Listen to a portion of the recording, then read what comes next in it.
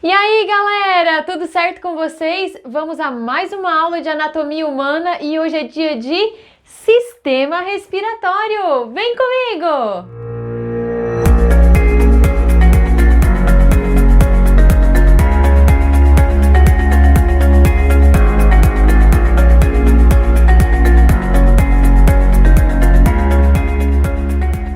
Então, galera, vamos falar um pouquinho hoje sobre o sistema que tem como principal função as trocas gasosas, aquilo que a gente conhece como hematose. O que é a hematose? É retirar do sangue venoso o gás carbônico, que é metabólito celular, e repor nesse sangue o oxigênio para torná-lo um sangue arterial. Para que isso é importante? As nossas células, elas trabalham movido à energia. E elas precisam de oxigênio para poder metabolizar o açúcar consumido e transformar isso em ATP, a nossa moeda energética. Então, para que ocorra um processo de respiração celular dentro das nossas células, que é responsável por produzir energia e fazer o nosso organismo funcionar, eu preciso de dois ingredientes fundamentais. O nutriente, representado principalmente pela glicose, que aparece nos processos de bioquímica. E o outro ingrediente é o oxigênio.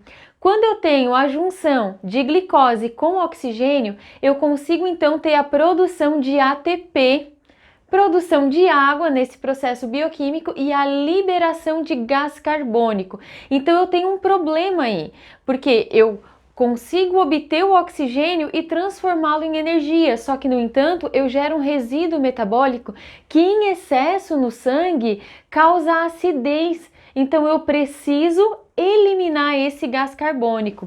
Enquanto o sistema respiratório faz essa troca gasosa de retirar do sangue o gás ruim, que é o gás carbônico, e repor o oxigênio, o sistema circulatório tem a função de levar esse oxigênio para todas as células e de recolher o gás carbônico para ele poder então ser eliminado pelo sistema respiratório.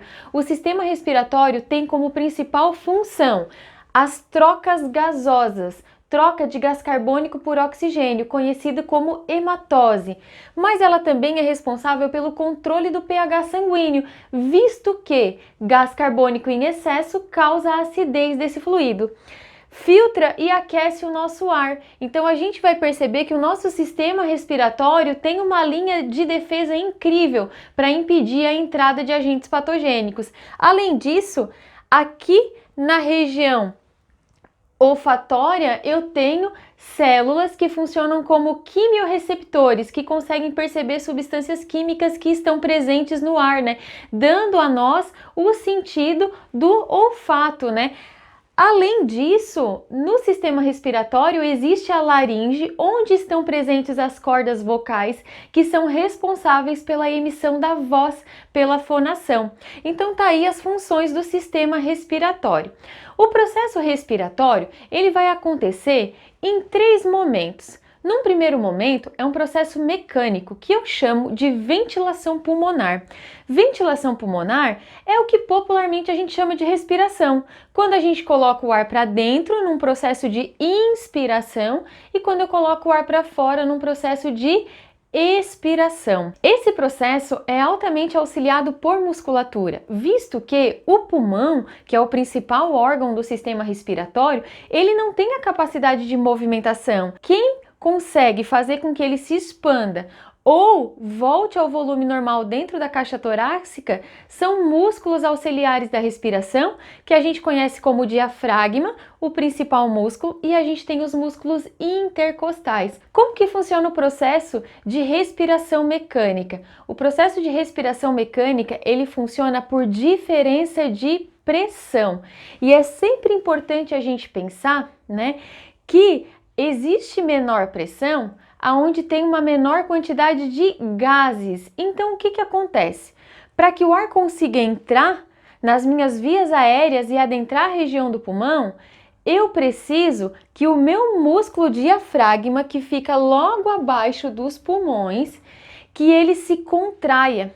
Quando ele contrai, ele comprime as minhas vísceras abdominais e ele puxa uma pleura, que é um tecido de revestimento que tem no pulmão, que está aderido a esse diafragma, então esse diafragma ele gera uma atração, puxando essa pleura do pulmão para baixo, expandindo, aumentando o volume do pulmão. Quando ele aumenta o volume do pulmão, ele faz com que a pressão interna do pulmão esteja menor do que a pressão atmosférica. E o ar ele sempre vai entrar da onde tem maior pressão para onde tem menor pressão. É como se ele fosse empurrado. Então, no processo de inspiração, eu tenho contração do diafragma, aumento do volume do pulmão, diminuição na pressão interna do pulmão e aí eu tenho a entrada de ar.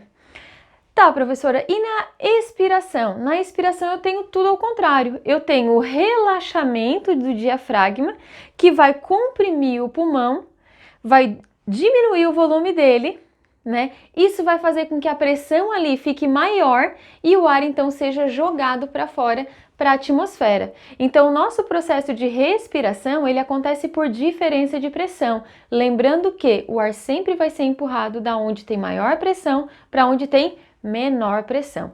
Beleza, eu passei pelo processo de ventilação pulmonar. Qual é o próximo passo da respiração? É a respiração pulmonar. Ou seja, a troca gasosa, aquela respiração que vai acontecer lá numa região dentro dos pulmões chamada de alvéolo, aonde vai ocorrer a entrada de oxigênio no sangue e a retirada de gás carbônico do sangue venoso. Ou seja, eu vou estar transformando o sangue venoso em sangue arterial. E qual é o próximo passo da respiração? Eu ainda tenho uma respiração tecidual, que é aquela troca gasosa que vai acontecer lá nos tecidos. Quando? Quando o sangue encaminha oxigênio para as células do meu corpo e retira das células o gás carbônico para trazer de volta, então, para o pulmão poder fazer essa troca novamente. Então eu tenho 3 processos de respiração: a ventilação pulmonar, que é a respiração mecânica, a primeira troca gasosa, que é a respiração pulmonar, que acontece nos alvéolos, e eu tenho o terceiro processo, que é a respiração tecidual, que são as trocas gasosas que acontecem entre o sangue e as células do nosso organismo que formam os nossos tecidos. Vamos falar um pouquinho de anatomia. Como que o nosso sistema respiratório está composto e como que ele funciona? Então, ele é composto por 2 regiões, uma que eu chamo de vias aéreas, que é o caminho do ar mesmo, é a passagem do ar. Por ali, o ar vai ser preparado, ele vai ser filtrado, vai ser aquecido, vai ser umedecido, até chegar numa área que eu chamo de área respiratória. Enfim, do que o sistema respiratório ele é feito? Ele é feito, começa pelo nariz. Do nariz, a gente tem as cavidades nasais, a gente tem a faringe, logo abaixo da faringe eu vou encontrar a laringe, abaixo da laringe eu tenho um órgão cartilaginoso, um tubo mesmo, com bastante tecido cartilaginoso para manter as vias aéreas abertas, que eu chamo de traqueia. A traqueia, ela se bifurca formando os brônquios, e esses brônquios, eles vão se ramificando. Eles vão formando brônquios primários, brônquios secundários, e eles vão se ramificando cada vez mais, formando os bronquíolos. Lá na pontinha dos bronquíolos, eu vou encontrar sacos alveolares. Em cada saco alveolar, eu vou ter um conjunto de alvéolos que se agrupam como se fosse um cacho de uva.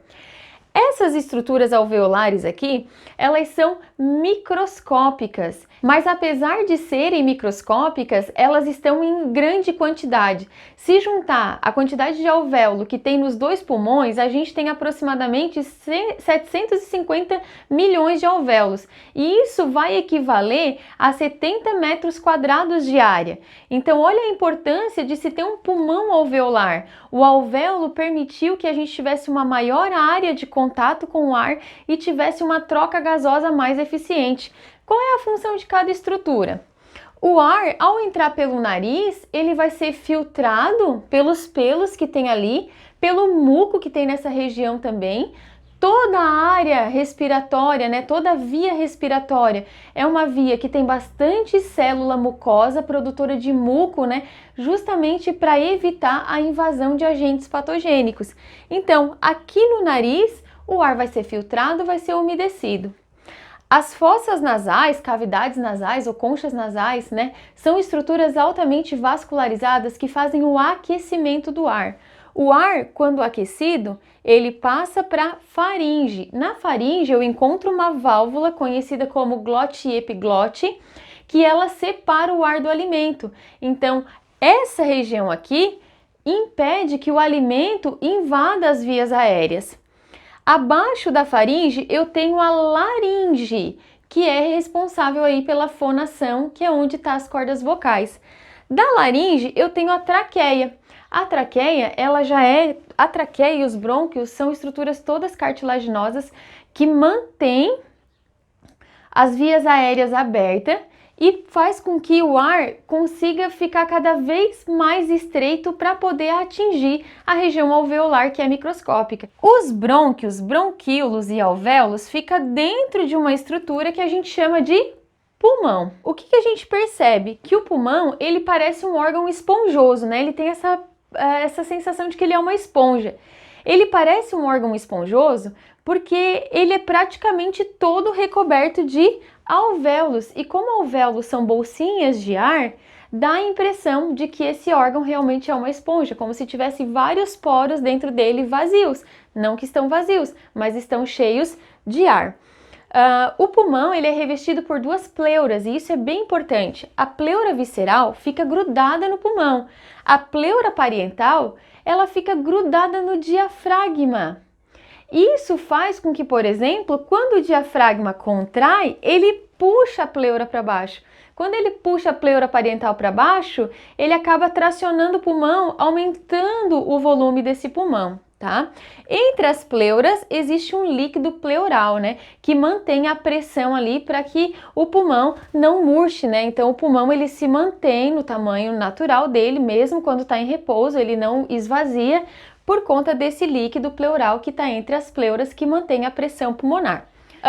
Chegando aqui nos alvéolos, a gente tem então as trocas gasosas. As trocas gasosas, gente, se a gente olhar um alvéolo, a gente vai perceber que ele é altamente vascularizado. Ele é todo coberto por capilares que carregam sangue venoso e que carregam sangue arterial. A troca gasosa ela vai acontecer por difusão do meio mais concentrado para o meio menos concentrado. Então vamos supor que eu passei agora pelo processo de inspiração. Os meus alvéolos estão cheios de gás oxigênio. Então esse gás oxigênio que está muito concentrado aqui, ele vai passar por difusão para o vaso sanguíneo que está pobre em oxigênio. Em compensação, o vaso sanguíneo ele está cheio de gás carbônico. Ele vai passar por difusão esse gás carbônico para o interior dos alvéolos. É interessante a gente pensar que esses gases, eles vão ser transportados no plasma, eles vão ser transportados no sangue. E a gente fica pensando, poxa, mas como que o gás, ele vai ser transportado num líquido? É interessante a gente falar aqui que cada um desses gases possui um transporte diferenciado e uma afinidade diferenciada no sangue. O gás oxigênio, ele fica 5% da quantidade de gases oxigênio que tem no nosso sangue fica dissolvido no plasma. Só que 95% se adere a uma proteína chamada de hemoglobina que compõe os eritrócitos, que são as hemácias, né? Os glóbulos vermelhos.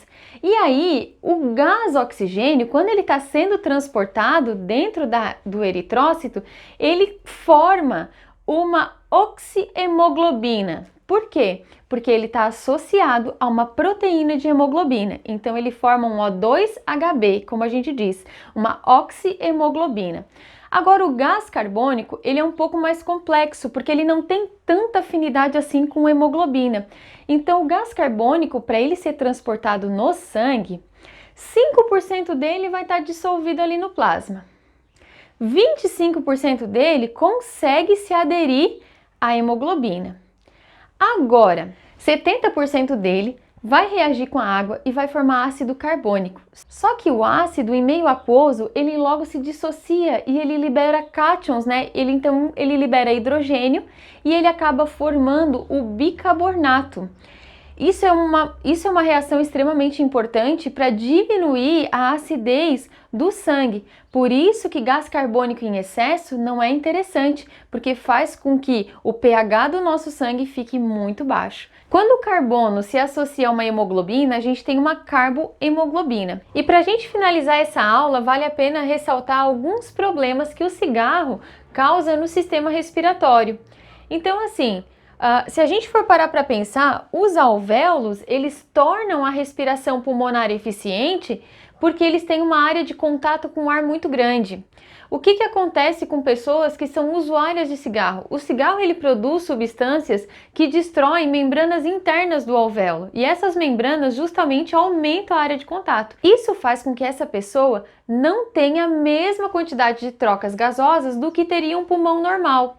Outro problema também com relação ao cigarro é que a fumaça do cigarro tende a destruir o epitélio que reveste internamente as vias respiratórias. Um epitélio que é composto por cílios e células mucosas que evitam que micro-organismos atinjam, as nossas regiões pulmonares. E o que acontece? Essa produção de muco faz com que micro-organismos fiquem presos ali e os cílios expulsam esse muco. Com a destruição ciliar desse epitélio, faz com que a pessoa não consiga expelir o muco. E aí por isso que ela fica com aquela sensação de pigarro, uma tosse que está querendo expulsar alguma coisa, justamente pela perda desses cílios. O cigarro também pode fazer com que o pulmão perca a sua elasticidade. Então, se ele não consegue expandir como ele expandia antes, ele também vai absorver uma quantidade menor de ar. Outra coisa importante sobre o sistema respiratório é com relação à mudança na quantidade de oxigênio que tem na atmosfera. Quando a gente vai para lugares mais altos, a pressão é menor. A pressão é menor porque o ar vai ficando rarefeito, eu tenho menor quantidade de oxigênio. Isso faz com que a caixa torácica ela se expanda para conseguir associar mais gás oxigênio no processo de ventilação. Se isso ainda não for suficiente, vai começar a haver uma produção maior de hemácias. Então, por exemplo, se a gente for observar num hemograma a quantidade de eritrócitos, que são glóbulos vermelhos, que há entre uma pessoa que mora lá nas altitudes, para uma pessoa que mora aqui no nível do mar, a gente vai perceber que a pessoa que mora, em lugares altos, onde o ar é mais rarefeito, tem uma quantidade maior de hemácias para conseguir ter uma captação melhor de oxigênio. E é isso, minha gente. Espero que vocês tenham gostado da nossa aula e vamos ao nosso resumindo! Então, galera, vamos ao nosso esquemão de estudo sobre o sistema respiratório. Esse sistema que tem como função a hematose, trocas gasosas, a troca de gás carbônico por oxigênio que ocorre nos alvéolos pulmonares, tornando o sangue venoso ou arterial. O gás oxigênio é necessário para a obtenção de energia no metabolismo celular. Quanto à anatomia, percebemos a presença de nariz, cavidades nasais, faringe, laringe, traqueia, brônquios, bronquíolos e alvéolos, que são recobertos pelo pulmão e o processo de respiração auxiliado por músculos como o diafragma. O nariz ele filtra e umedece o ar. As cavidades nasais aquecem o mesmo. Na faringe há uma válvula chamada glote e epiglote que impedem que o alimento invada as vias aéreas. Na laringe são encontradas as cordas vocais e a traqueia mantém as vias aéreas abertas. Brônquios, bronquíolos e alvéolos são estruturas que estão dentro dos pulmões. Alvéolos são estruturas microscópicas altamente vascularizadas. Há aproximadamente 750 milhões de alvéolos nos nossos pulmões, correspondendo a 70 metros quadrados de área respiratória. Cada alvéolo possui membranas internas que aumentam a superfície de troca.